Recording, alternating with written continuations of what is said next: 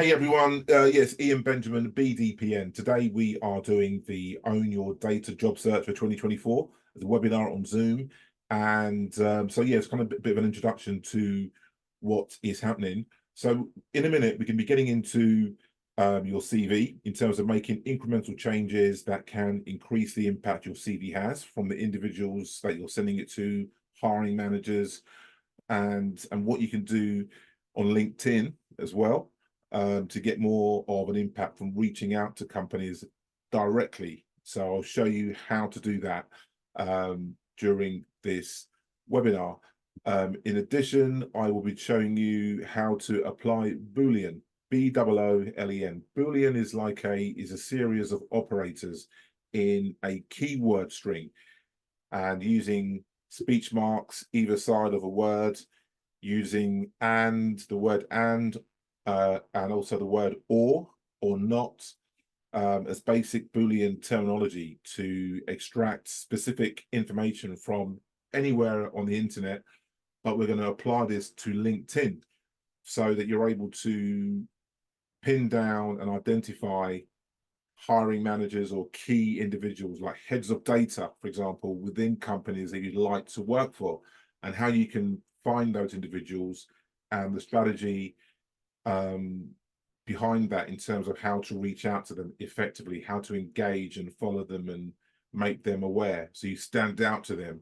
In addition, we are blessed to have Jon Barrat. Jon Barrat heads up the technical recruitment team at Lloyds Bank. So he has been in that role for like 5-6 years. He hires a whole breadth of different data skilled individuals for Lloyds Bank.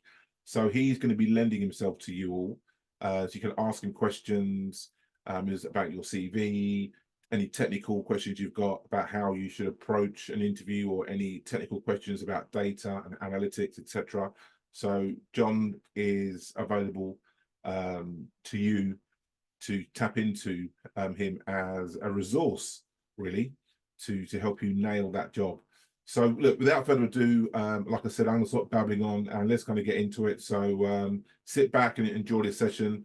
You can ask some questions during it as well. All right, thanks a lot. Take care. Right, here we go. So LinkedIn. So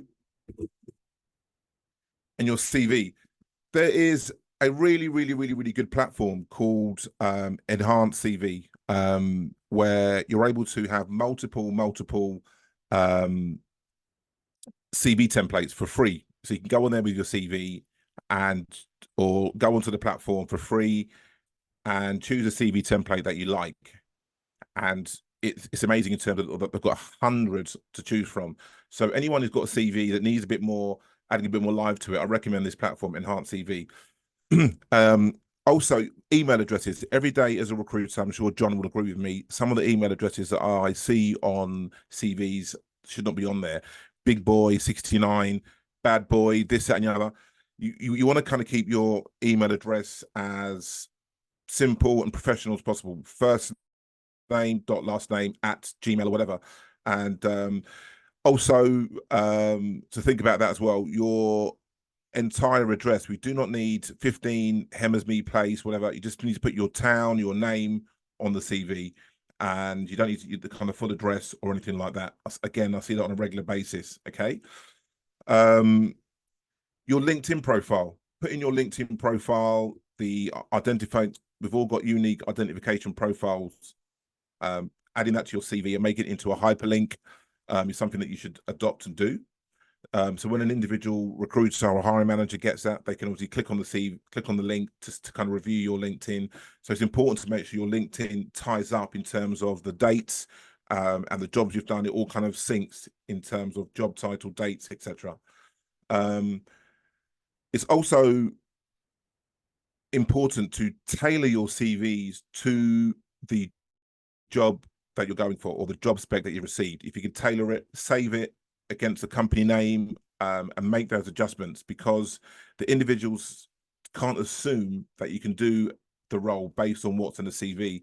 So if there are any things that you can highlight that are relevant in the job description, that's relevant in your experience, then you need to adjust the CV accordingly. So that particular skill set or experience is obvious to the individual that's going to be reviewing your CV against a vacancy.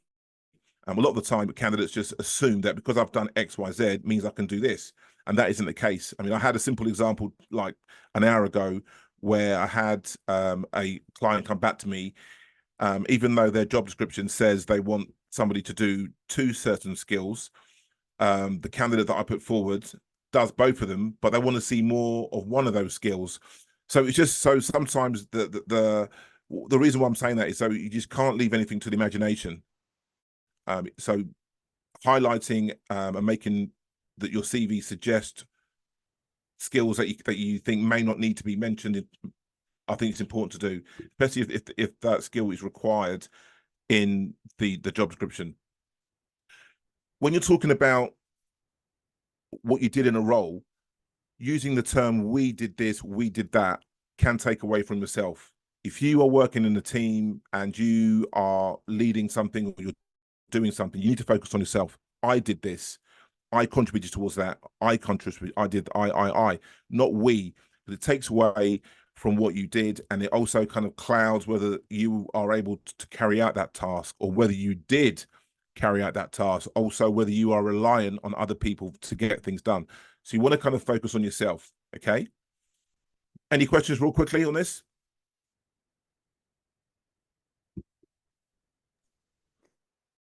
Yeah, I wanted to add on if you didn't mind, Ian.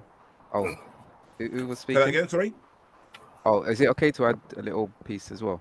Yeah, go for it. No, I was just going to also add in the element of like managing expectations as well. As you said, from both sides. Yeah. Regarding the role in terms of just, as you said, knowing the process and what's next and what's actually expected of them in that process. Okay. So do you want to add that, or do you want me to kind of talk about that? No. It's just to add, just in case there's some listeners on here, because they might just assume that I applied for the role, but then they don't know what the other steps are in that process may be.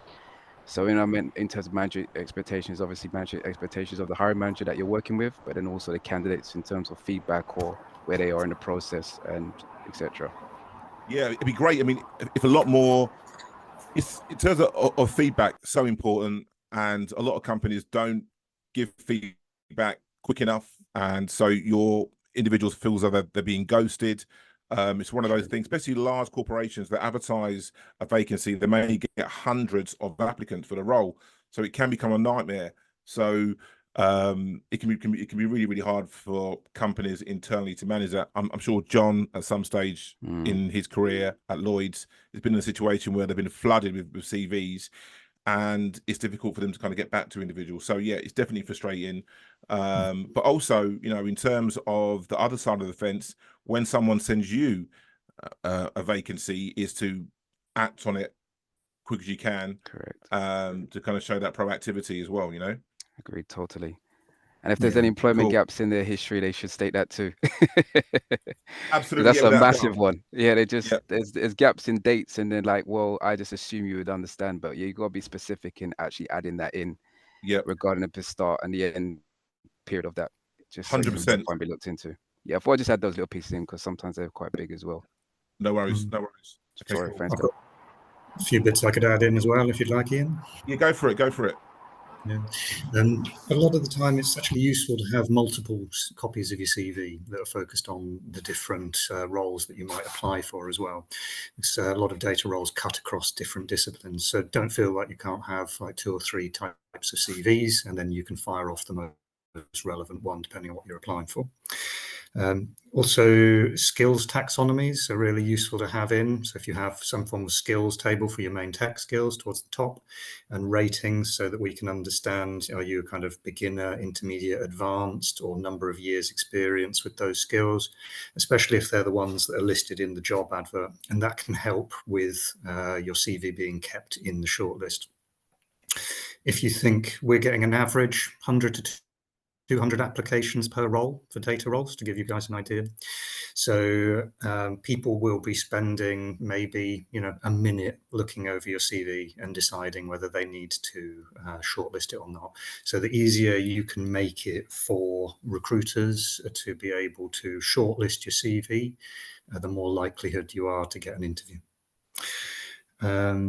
Also, on location, if you're applying for a role outside of your immediate location and you're willing to relocate, it's really helpful if you pop that on, because that's really informative for the people who are sifting your CVs. Lastly, to say, don't assume that the person sifting your CVs is a data expert themselves. You might have people with a range of different levels of knowledge, and so again, the easier that you can make it for them, matching to the CV, the higher your chances of getting shortlisted. Hope that's all helpful. Cool. Alex, you got something to mention? So I had like one advice and one question. To go back first to when we were saying that we need to tailor our CVs. I personally use ChatGPT. I have a template of ChatGPT prompts and a template of my CV that I pass for ChatGPT.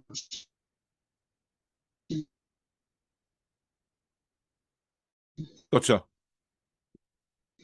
Okay. You're frozen. You're frozen there.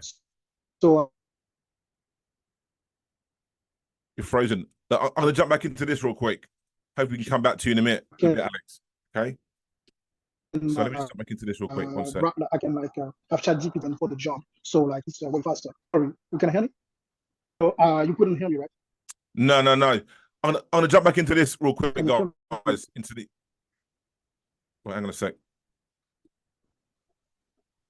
Right. So yeah, we couldn't hear you. Okay, so it's good. So you can hear me? Yeah. I can hear you now. Okay. But I need to crack on with. I'm just thinking about time, so maybe we can kind of cover that in a bit. Let me run the presentation real quick, and then we can kind of. So LinkedIn, just kind of like demystify LinkedIn. Using LinkedIn or getting a strategy together. There's LinkedIn Sales Navigator. There are free trial options, and if you're looking for a new role, it could be worth getting the trial option. Then it goes up to about £75 a month. But within that 4-week period where you got the free trial, you need to kind of get to work and use it. And some of the benefits are you can get up to 100 connections a day to reach out to individuals, which I can show you how to find those individuals. And it's best to kind of personalize the message, like first name. Just don't say hi. You want to kind of make it as personable as you can, relevant to the individual that you're trying to connect with. You also can get, multiple daily job alerts.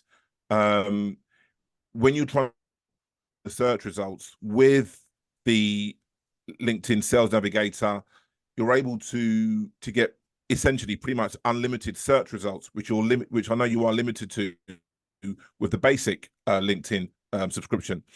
You get in-mails, which are like emails, essentially pretty much guaranteed to reach the inbox of the individual you want to reach. So you haven't got to, so it's like an email, but you haven't got the individual's email address. And you get those. So again, another benefit, you get 30 of those a month, I believe it is, when you upgrade. But if you did upgrade for the month, all these features would be within that monthly free trial, if you like. You are able to set up projects. You can save contacts. You can view more profiles. I know you're limited with the basic LinkedIn to see who's viewed your profile, etc., which could be very useful if you are reaching out to individuals to see whether they've actually viewed you back. Okay. And then this is DIY recruitment. This is what I want to kind of get into, really. So essentially, recruiters, we are paid by the employer to find individuals for jobs. We're not, it isn't the typical recruiter's position to find jobs for candidates. We're typically paid a fee to find candidates for a job. Okay. Not to get jobs for candidates. It doesn't typically work that way. And right now, with the way the market is, employers would rather not pay a fee to me. Unfortunately, they'd rather have direct applicants, and they are getting a lot of direct applications because there's so many candidates that have been on layoffs and the way the market is. So I'm just giving you some true facts about the way the market is right now. There's a lot of candidates applying for roles, so don't take it personal as well in terms of people not getting back to you and not getting roles. There's a lot of candidates for individuals to choose from, but in a minute we're going to get into a video that I'm going to show you in terms of how to find individuals that you can reach out to direct using LinkedIn to contact them, and you can reach multiple people and for the roles that you want to apply for. Okay, so any questions, kind of write them down and I'll get to them in a minute. But the LinkedIn strategy is find, using LinkedIn, the hiring managers at those individuals, or the head of data, chief data officers at the companies that you'd like to work for. So maybe that your previous employer in the whatever industry, you can find their competitors, because if you're bringing skill sets and experience from one industry into a similar industry, or the same industry even, that's a benefit. So in other words, if you're coming from working for a design agency from a data perspective and you're going to go into the automotive industry, you'll be less appealing perhaps to that company. But if you're sticking to the same sector, then there's going to be a correlation of interest. There's, for you to make that slight transition to a new company because you've got some sector experience. But anyway, but following people and using LinkedIn Messenger. I use, when I connect with somebody, I send videos. So you can see here on the left-hand side, even though the arrow says take a photo, it should say send a video. You can click on that and your smartphone camera will open and allows you to record up to 2 minutes. So once you've connected with somebody, you can do a 2-minute intro or a 90-second intro, 60-second intro about yourself with somebody that you've connected with on LinkedIn that may be able to influence you getting in the door. Okay, so use these skills, use these features using LinkedIn can be very, very powerful to kind of get that engagement. But having that DIY, do-it-yourself strategy or focus is very, very valuable. So it allows you to stand out from the other candidates if you're able to kind of get this LinkedIn strategy going yourself, and you'll be less reliant and become less reliant on recruiters. Do you know what I mean? And especially in this marketplace. So yeah, any questions on this bit real quick? How do you find the hiring managers? Okay, we're going to get to that in a minute. Yeah, and a few in the chats as well, if you can have a look and Okay, cover cool. them, or maybe after your presentation.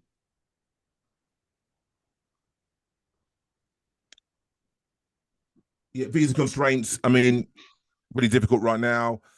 Some companies sponsor individuals, some of them don't. It's a really, really difficult situation and something that I can't really unpack and get into right now, but it's difficult.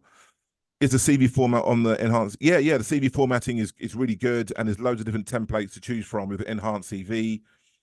Check it out because they've got free subscription to enhanced CV, so definitely check it out.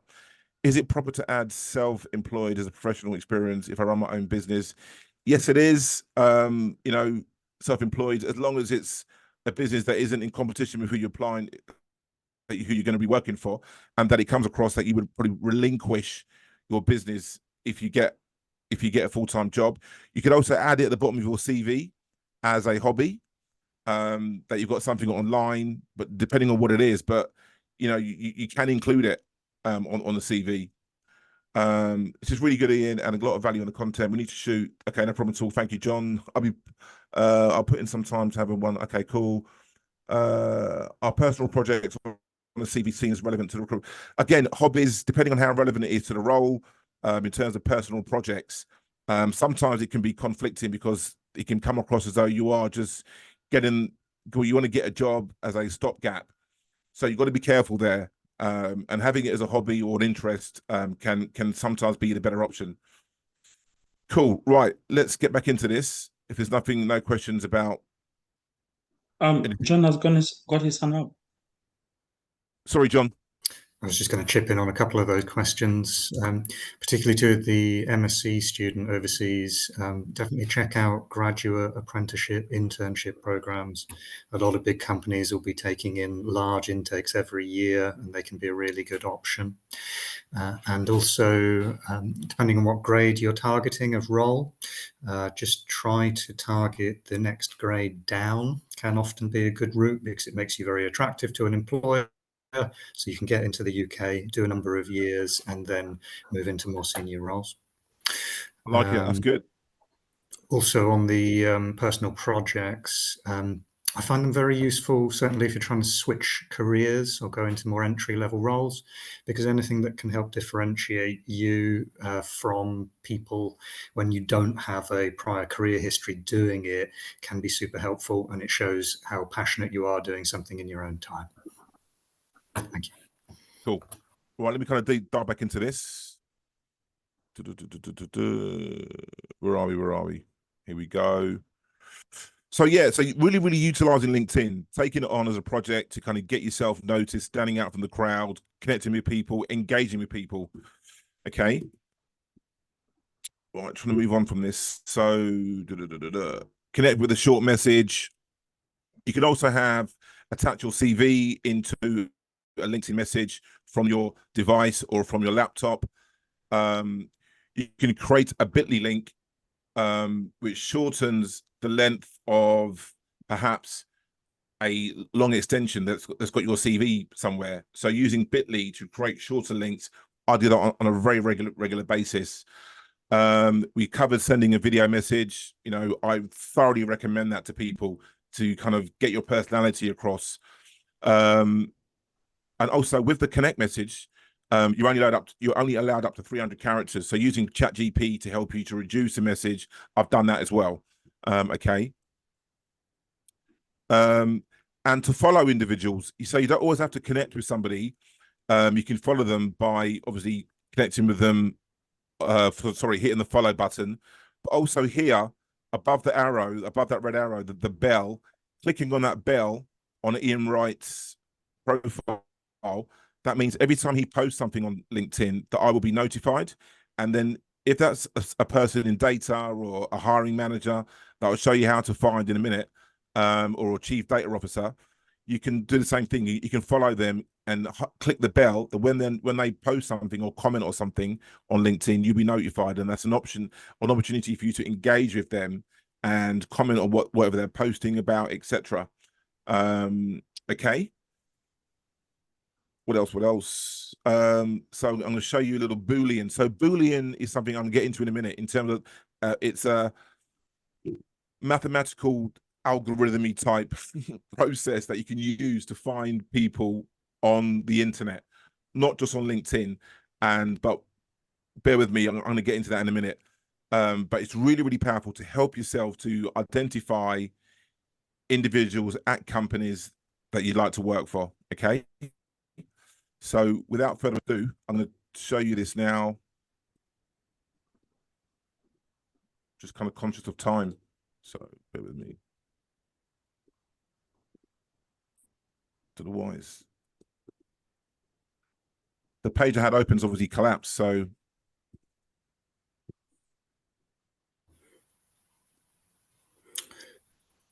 let me just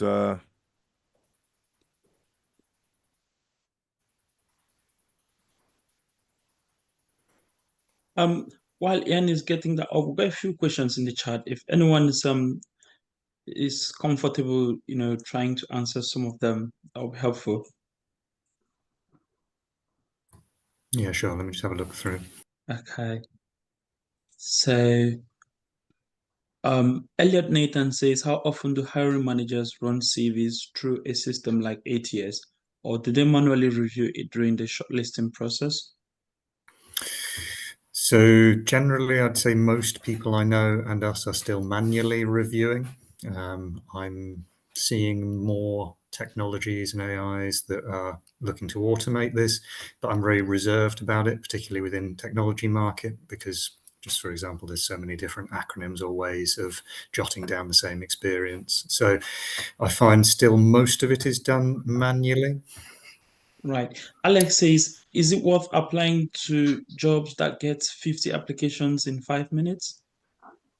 Definitely, always apply. Like, if you're not in it, you can't win it, and it only takes one person to get a job. So, yeah, just try to do all the things Ian was chatting about. Make your application as relevant as possible, and try and keep track of how many you apply for and how many roles you're finding you're getting shortlisted or interview requests for.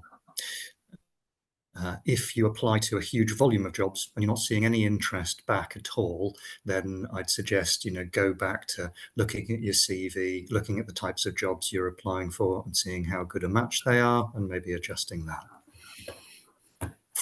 Ready, Ian? Yep, I am indeed. Okay, cool.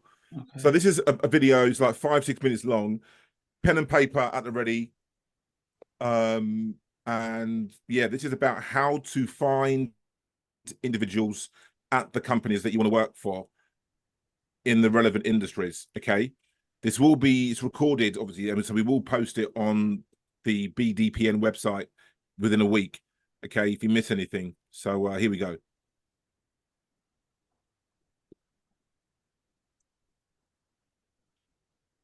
Hey guys, so increasing your job search, being more proactive, more aggressive, and more strategic in your job search, and being able to, how useful would it be for you if you were able to identify chief data officers, heads of data, for example, at the companies that you want to work for? And if you have worked in a similar sector or work for a competitor, and you can contact the competitor and say, look, hi, look, I'm available. I like what you guys are doing.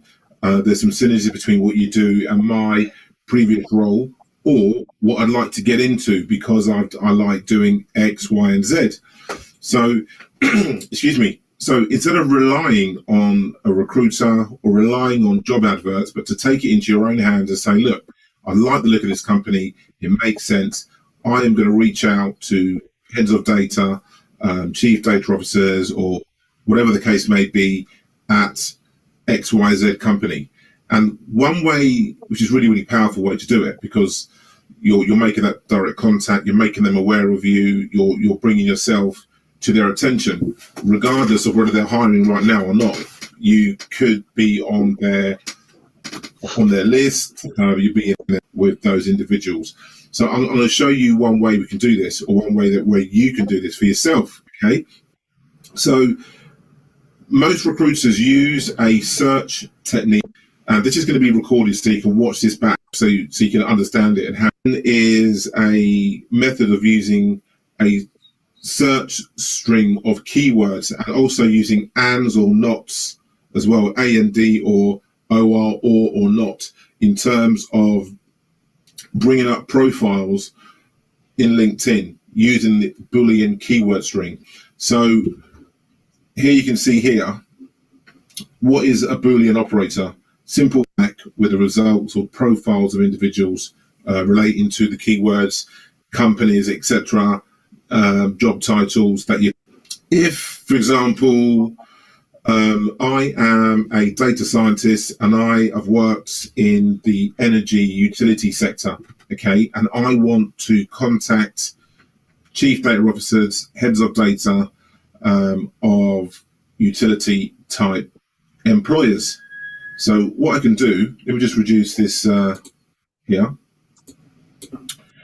I'll go to the search bar and head of data. If I just typed in head of data,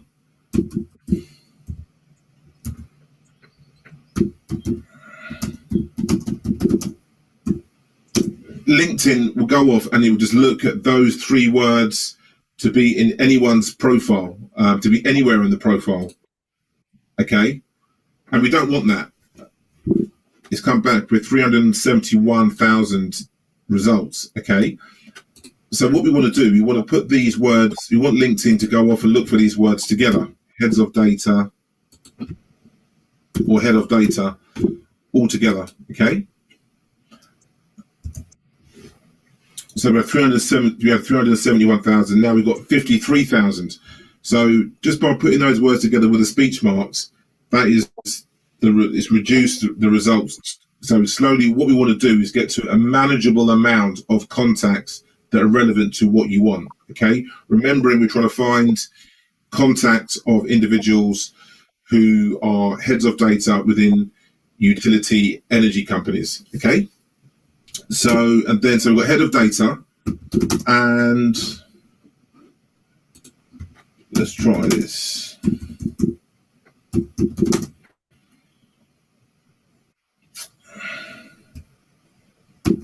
Utilities. Can't spell today.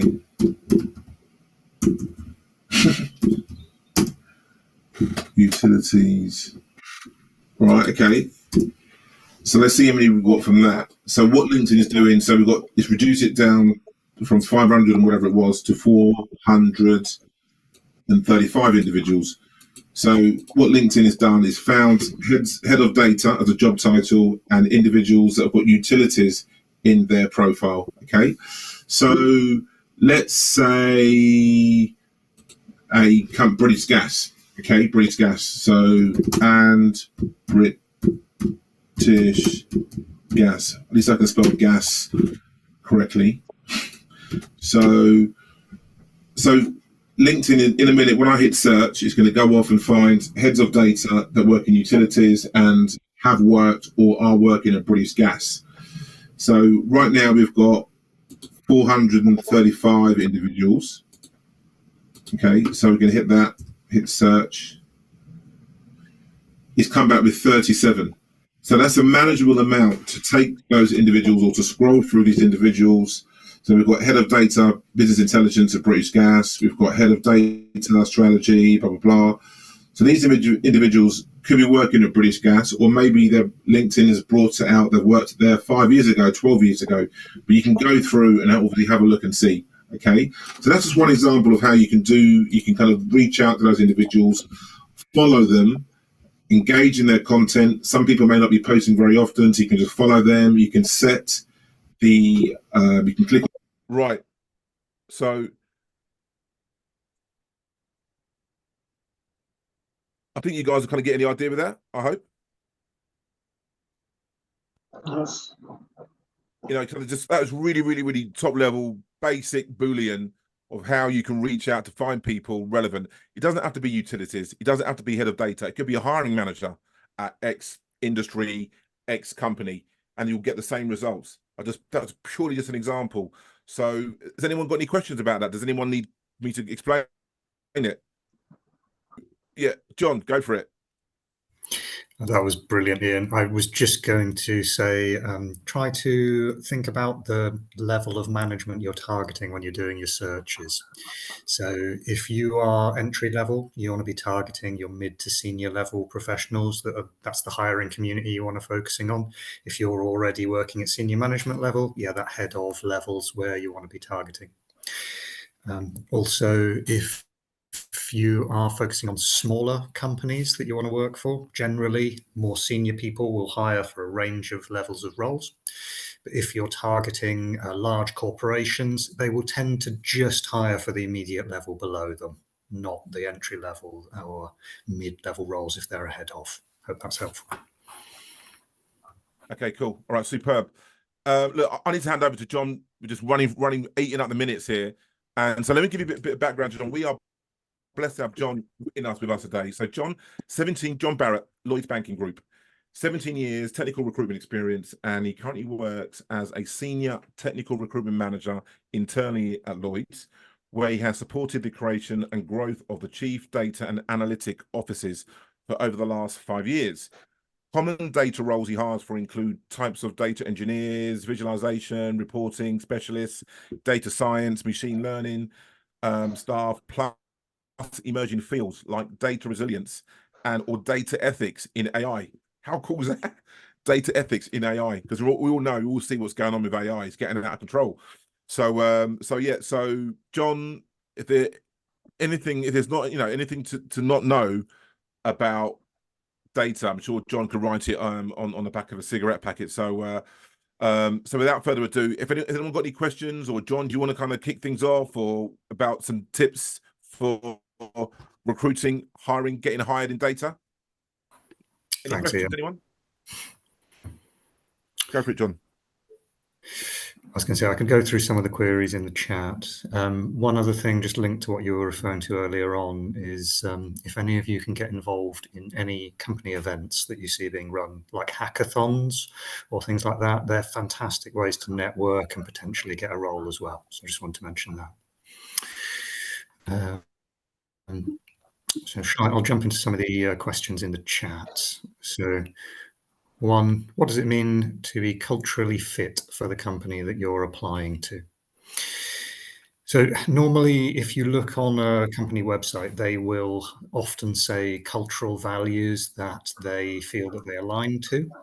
And then you'll usually find that you'll get asked a question around each one of those values during your interview.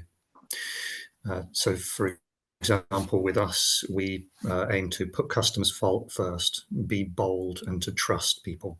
So if you can try and think of examples of where you feel you've demonstrated those values in a role-relevant context, it arms you well for if you get asked that type of question during your interview.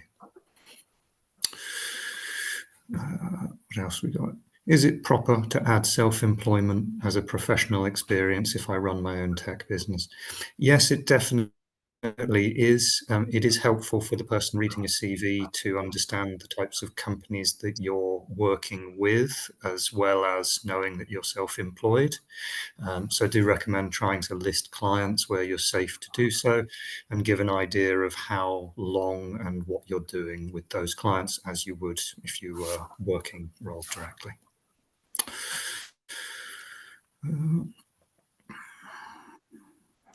Do you recommend contacting hiring managers or team members on LinkedIn for a role you're applying or interviewing for to know more?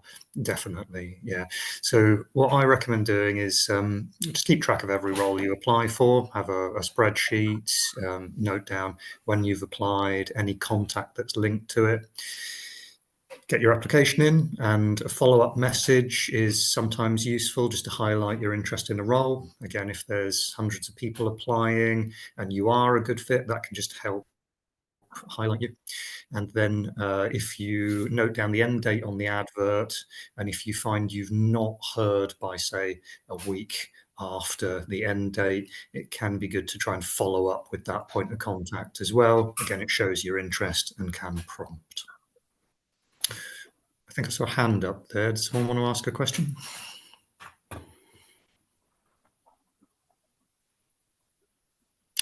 No. Any questions? John, we still got a few in the chat. Do you want me to read it out for you? Yeah, please go ahead. Thanks, Blaise. Okay, so from Gary says, I'm interested in pursuing a career in data analysis. I have skills in full stack development and a good knowledge of development languages. Unfortunately, me having the commercial experience minimizes my options when applying for jobs. What are the best advice you suggest to get into this field of work? Target a low-grade role in the industry you're trying to get into in order to be able to provide as much benefit while trying to make the transition and build up your first year or two of experience. That can really help. Leverage any tangential skills you've got. So if there is a task or a skill that you do in your old style of role that applies to your new role, even though you've not done the whole job, you can certainly highlight that and use that as a strong selling point for yourself. And flexibility around location and salary. You know, the more flexible you can be around the locations will increase the volume of jobs that you can go for. And again, the more flexibility you can have around your salary, even moving backwards for a step in order to be able to move forward again in a year or two, all of those things can really help. Right. Hamza says, it's now a good time to be searching for a role given we are in a recession, or do you recommend staying with your current role until later on in the year? Well, data kind of bucks the trend of that. Data is just growing and growing from my perspective. There's more and more jobs every year that we're seeing. So from that perspective, I would say, yes, it's a good time. And there's no harm in kind of looking even while you retain your role to see if you can find your ideal role, even if you don't end up saying yes to take it. So yeah, definitely search. Right. What tips would you give for applying to entry level roles as an MSc student? So try to highlight as much relevant work that you've done as well as your MSc. So like we were chatting about earlier on, with any personal projects, any events that you've been involved in, if you have been a member of any kind of clubs in university that are relevant that you can highlight. But just try and flesh out your CV as much as you can with relevant things, even if you don't have the direct commercial experience. Contact the hiring managers as much as you can, try and get referrals and network as much as you can, because at that level, really, it's just a case of trying to get yourself in front of people to show how skilled you are as an individual rather than on paper, because that's how you really differentiate yourself. So any route you can get to try and speak to the hiring community will help you to be able to do that. Right. I've got a question here from Jesse. Jesse, how are you? Can't see you. But one for you, Jon, to get your take on this. What to include and what not to include in my CV or LinkedIn profile as someone who is transitioning careers from a non-data career in the military service, working in the infantry and then administration, and subsequently business development, transferring that into a career in data science. What's your thoughts on that? Difficult one, right? Yeah, it's a difficult one, but at the same time, I love seeing people who've got ex-military backgrounds. The training that a lot of you are given and the level you've had to work to is really high. So I generally find that goes down very well with the hiring community. Similar to my prior answer, just try and leverage as many additional skills as you can. And with things like top sheets, cover sheets, try and explain, why you're interested in transitioning into this type of role, what you really enjoy about it, and then apply all the things I mentioned for joining an entry-level role before. Another quick question from Jesse. What avenues are there to practice developing interview skills and prepare for interviews for data science and analytic jobs? Here, it's one of them. Yeah, it's just practice, isn't it, Ian? I think so. Aside from actually just getting as many interviews as you can, it's just doing things like practice in front of the mirror, talk your answers out loud and prepare as much as you can. Get your friends or family to ask you questions and just try answering back to them. And then if you know anyone who already works in the industry and have friends that are data scientists, data engineers, call them, ask if they don't mind spending 15 minutes on the phone with you and just get them to ask you some general questions and respond. But it really is just a case of practicing as much as you can. Definitely, yeah. Try to articulate your answers, those soft skills, communication skills, especially like data and analysis in terms of what you would, talking about the story, what you're doing with the data, why you were analyzing it, what was the data points, what were the results from what you achieved from analyzing that data, or what you were looking to achieve from engineering that data. So being able to articulate that in terms of the processes that you took and what the outcomes were. So it kind of tells a story in terms of what you actually did. So trying to get that down in a concise manner. So the interviewer, hiring manager, can understand how that could be valuable to what they're looking to do in their data team. So and having some really good questions. What are the team working on? What is it doing? What would I be contributing to? Who's in the team? What are you doing now? How is data adding value to the business? So having some good questions about what the company is doing Has everyone bought, what platform are you using AWS, using Azure, using GCP, blah, blah, blah. So having those sort of questions, and even though then at towards the end of those, how long have you been in the team, Mr. Jones, or whoever it is? Why did you join? So having some really good questions based around the job, the company, and what that project they're working on can add value as well. Yep. Challenges and projects are great talking points as well. So if you can try and find out what challenges your employer's facing into, and how might you be able to talk about helping them with resolving any of those challenges, what big projects have they got coming up and what they're trying to achieve, and then how can you help contribute towards those. A method for answering questions as well as the STAR format that I think Ian was referring to earlier on. So that's a great method for just writing down your answers. This is the situation we faced into, the task I was responsible for this, the actions I took with this, and then the result was why. And it's just a nice way of summarizing how you've contributed. 2 to 5 minutes per answer maximum is also a good kind of time box to put your answers in. Fantastic. Any questions for John, anybody? What strategy should I adopt to get a job in the UK if I require visa sponsor? I mean, Alex, man, I know it's really hard. I mean, there are more companies doing that or offering visa. I think be clear up front, and maybe speaking to, at your level, Alex, you're quite senior. So doing the Boolean type thing, reaching out to senior people in an organization that's relevant to your previous experience, they will see the relevance, they will see the connection. So based on your skill set, they may be able to sponsor you based on what you bring in value. Do you know what I mean? That's relevant to their industry. So I think direct reaching out to people, and then they will think, oh, okay, look, we need Alex is bringing this expertise. We need to sponsor him because you're bringing something that they haven't got, or something that's rare and what they need. So I definitely hone in on your specialities and reach out to people, companies that need those skills.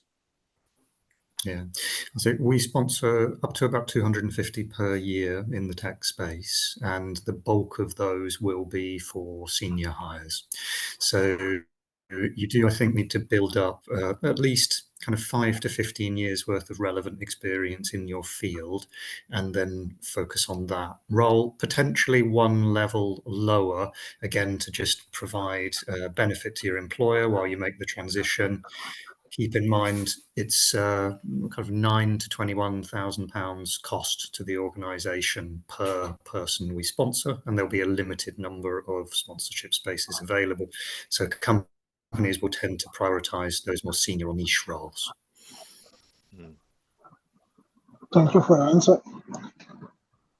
Definitely, and you've got some really good niche. Remember from a few weeks ago, yeah. So niche skills, data. We can have a chat about this, Alex. We take it offline. I can help you out a little bit with that. So let me know. We could do that.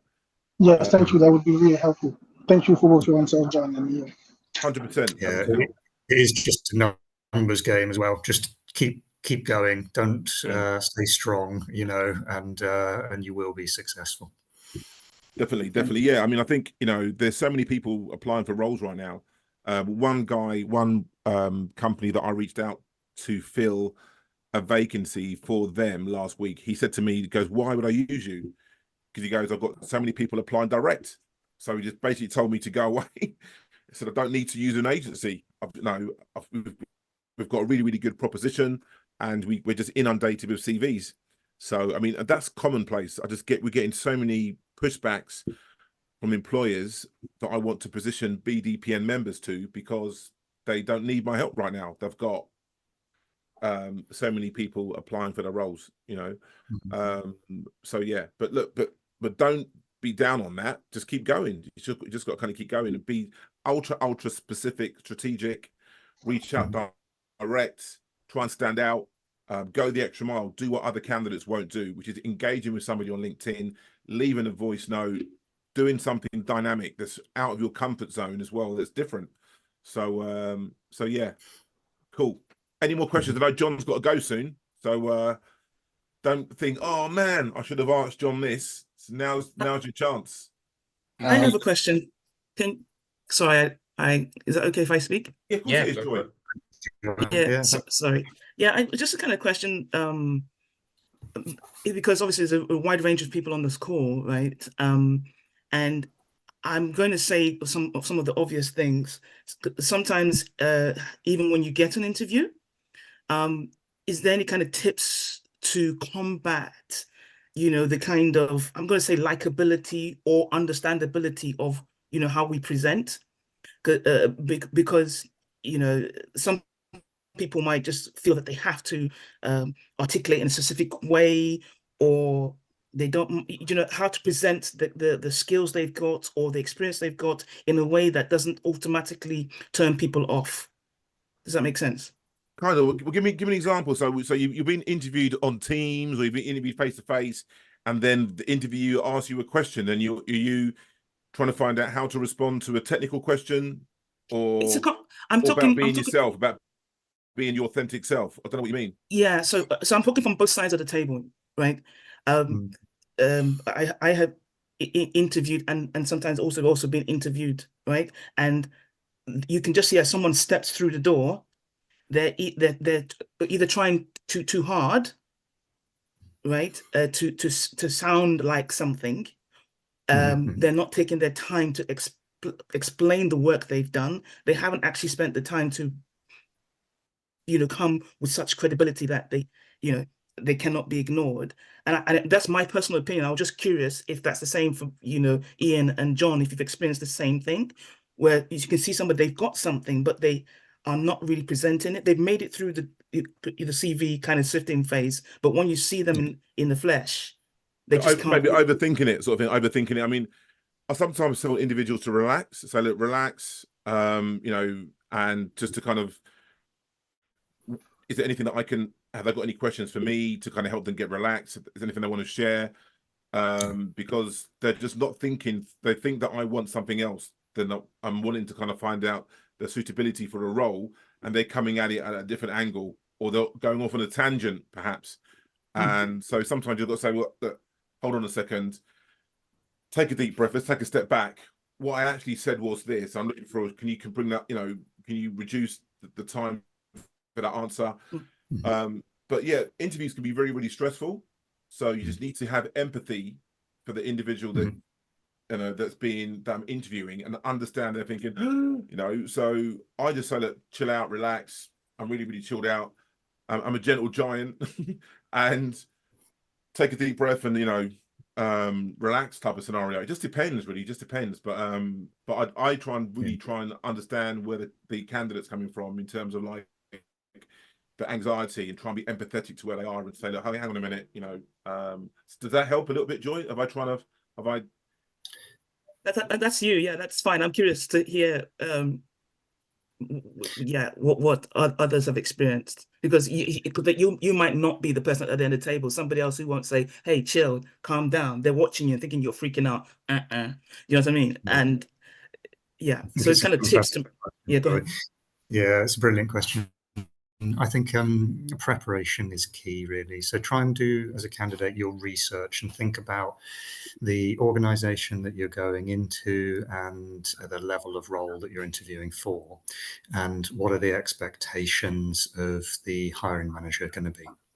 So generally speaking, try and be as kind of concise and to the point as you can in your answers, and just avoid the normal pitfalls, waffling too much, going off on tangents, things like that. And balance up being your kind of authentic self with being professional enough as it is an interview setting. And to a degree, it does just take practice again. So once you've done your prep before the interview, again, just talk things out loud, go through some questions you make up for yourself and try and answer them, or call friends or people that that are hiring managers and practice with them. Watch the body language of the person that you're speaking to. And if you can see that they're perhaps losing interest, maybe that's a sign you are going on too much, or you've gone off on a tangent, something they're not interested in, and pull it back around. There's nothing wrong with clarifying the question when you're asked it as well. So if you're not 100% sure on exactly what they're looking for, ask a quick clarification question and then give your answer. Do those types of things help, Joy? That's perfect. Yeah, I think that's fine. Yeah, thank you. Yeah, no problems. Anyone else? I was kind of conscious of time. Any Yeah, more I had a questions, guys? quick question. I had a quick question for Jon. Jon, through your experience as a recruiter, is there anything like in particular that you've seen on specific CVs or anything repeatedly that like maybe where you wish candidates wouldn't keep doing? A lot of people just use bullet points and they don't give a little bit of description about what they've done. They will often list things that they think are important, but actually are not the main things they were doing day to day in their role. So those are some of the most common mistakes that I see, and I recommend kind of avoiding those types of things. Keep your history of your CV in a kind of most recent job to last job, and again try to restructure it so that any skills or tasks that are mentioned from the advert are highlighted towards the top of what you're listing in your points or write-ups for each role, and that's really helpful. Is that useful, Elliot? Yeah, very useful. Thank you so much. No problems. Oh, actually, I just thought of one more. Don't just use text-based CVs. Try and put some effort into your CV, make it look nice, use a reasonable font and formatting. If I'm going through, a couple hundred CVs and it's just Times Roman text and no formatting, it makes it hard to focus on. Yeah, can I just add as that? That's absolutely right. Make it a bit more easy on the eye. Also, if you have worked for a company that isn't like Lloyds Bank, that isn't well known, you can hyperlink the website to make it easy for the hiring manager to understand what company what that company is. So they can click on the link and the website for that company opens up to give the hiring manager, oh, okay, that's where you've worked. Oh, right, okay, that helps. So put the hyperlink of the employer there. I like that because I'm sometimes a bit lazy in trying to find out who the company is, and a lot of recruiters are the same. So hyperlink the website, hyperlink the your LinkedIn profile as well. Okay, on the CV, but enhance CV is they've got so many templates to look at, and I think you get X amount for free. There's literally hundreds to choose from. So I would definitely recommend doing that. It just gives the CV a bit more, makes it look nicer, not so boring. Do you know what I mean? As Jon alluded to. So yeah, but add the hyperlinks, 100%. And you wanna pick on some few in the chat? Last two, one from Alex and Pelumi. Okay, cool. One from Alex. So we've got, is it a good idea to tell if we have ADHD? I'll get diagnosed soon. More generally, are the D&I questions advantageous? Can they hurt? Yeah, I think in this day and age, employers are more open to individuals that have got ADHD, and it can play into your hands, can work well from a D&I perspective. Would I mention it? I probably would have mentioned it on the CV. I don't know. That's a really good question, actually. I mean, because because if you don't hear back, you're going to think, well, is it because of that? So I don't know. I think it's something that you can mention maybe at the second stage or in the interview, or you could ask the question, how do you support individuals with neurodiversity? What is your D&I policy? So I wouldn't mention it. Depending on the company, I put it, if it's my son or my daughter, I'd probably say don't mention it if that was me. That's a really, really good question. And I'm a D&I advocate. So what do you think, John? Yeah, it's a really difficult one. And I think, balancing up when you choose to include it and when you don't, depending on where you're applying to. So I'm seeing more and more about the positive effects of mental health and how they can work well with certain role types. And I think we will see that come more to the fore as the years go on. But it really is dependent upon where you're applying to. Some employers are very well educated around these things and will view it very positively. Others may view it as a negative. So you have to just use your best guess to balance it up depending on who you're applying to.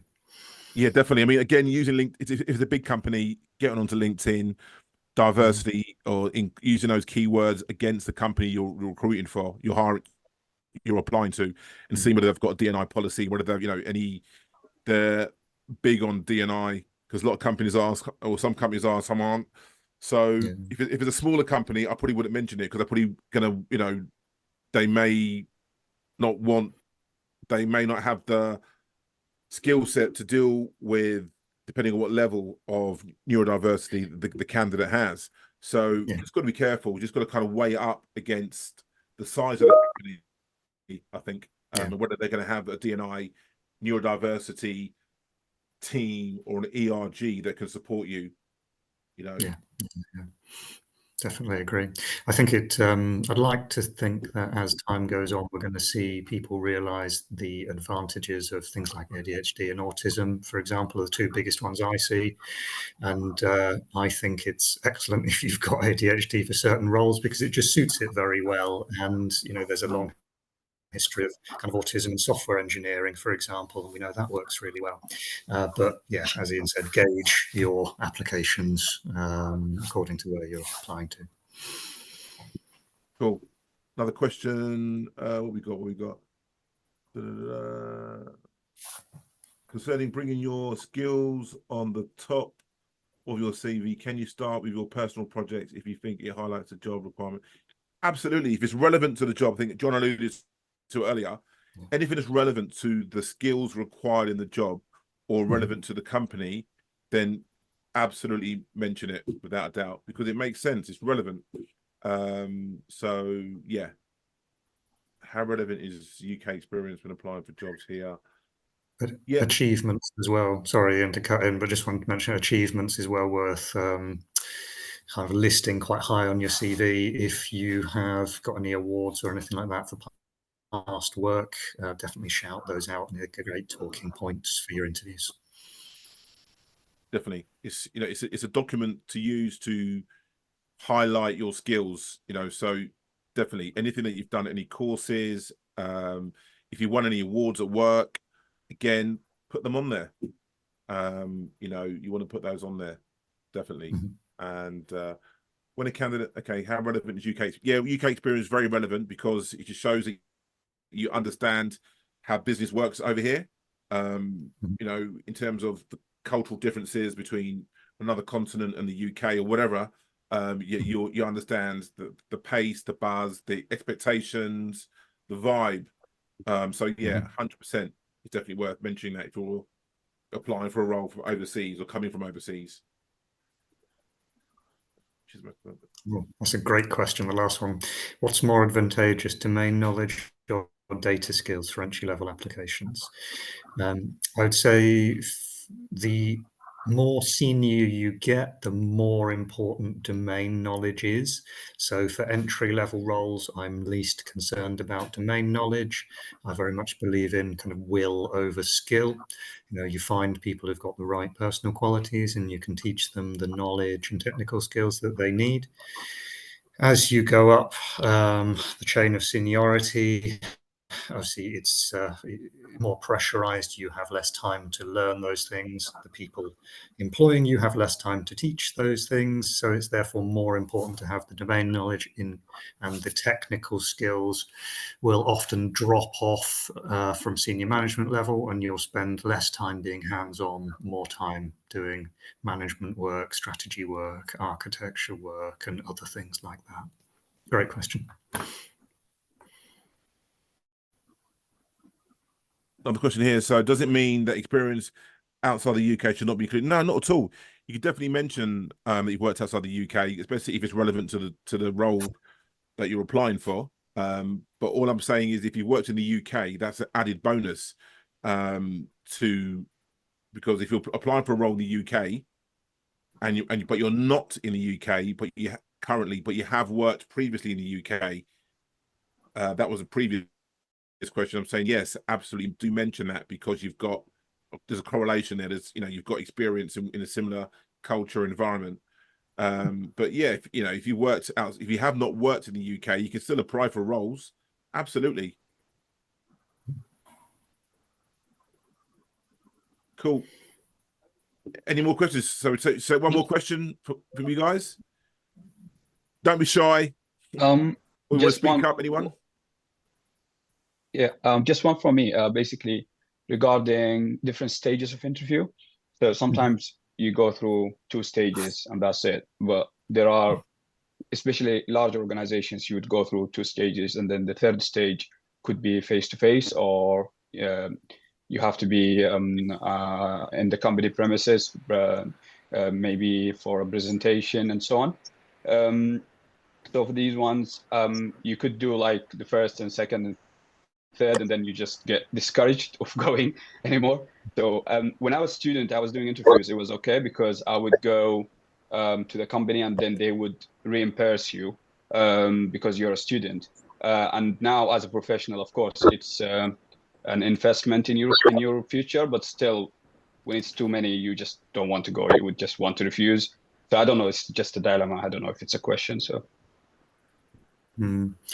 it's always hard to balance up, the cost versus chance of getting a role. And I would just encourage you to think about the roles that you feel you have the largest chance of succeeding in and focus on those if you have so many interviews that you need to make a decision between some to drop.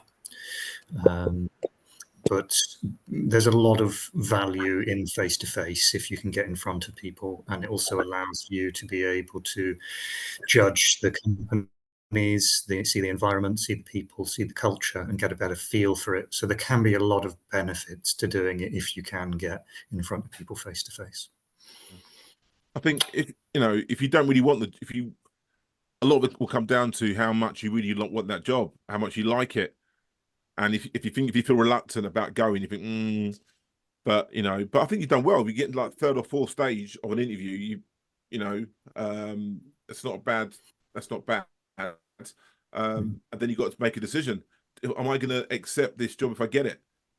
Maybe you need to ask yourself that question. Would I accept it if I get it? Why am I going to this interview? Why am I having doubts in my mind? But I mean, if you're really motivated for the job, you'd go. I think. And don't be scared to ask the recruiters or hiring managers, how many people have you got still in the process? How many other people at the same stage as me? Are you still looking at getting new people into the process? And that can help you also just make the decision. Yeah, I agree. It's very helpful. I mean, when you go on site, it's different, of course, from a virtual meeting or interview. You get an insight into the company. You can see people working there, for example, and you get a feel of what the office is like. But yeah, now I understood that I can just minimize my if I have more than one interview. Thank you. Should we do one more? John, anyone else want to say anything?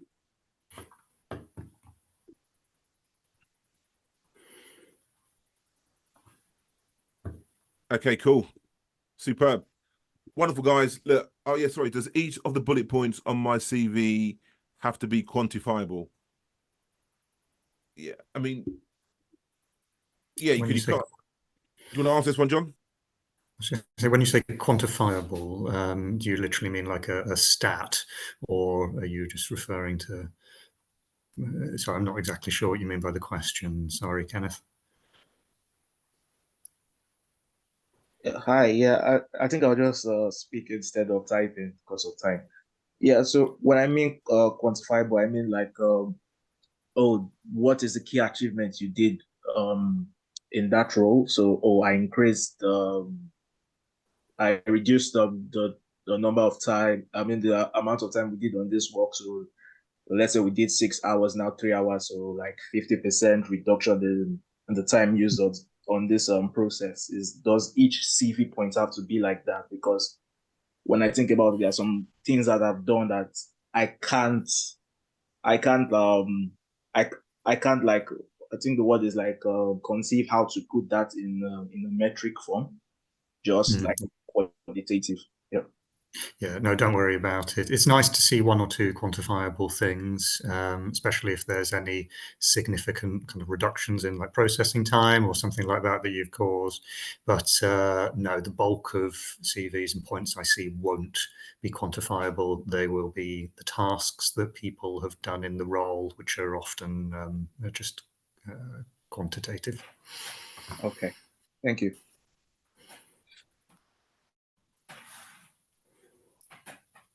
It's wonderful, wonderful stuff. John, I want to say thank you so much for your time today. Brilliant. I think we've obviously overrun, but I've had a lot of questions.